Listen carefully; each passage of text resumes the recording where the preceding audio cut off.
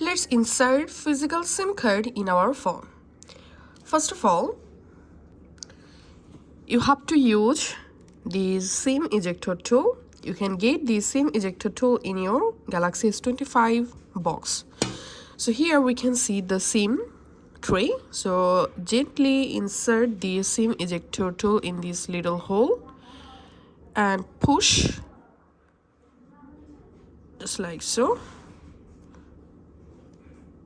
So it's a little bit hard, and we can see the SIM tray is now come out.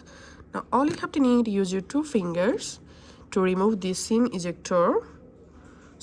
tray, and now we have to insert the SIM in this SIM tray. So here's my SIM.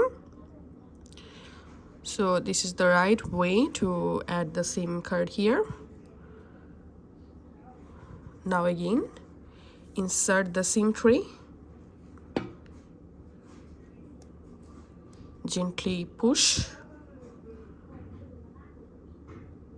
And now just tap on OK. And let's go to our phone settings, connections, SIM manager. And here you can see the SIM is now activated. That's it.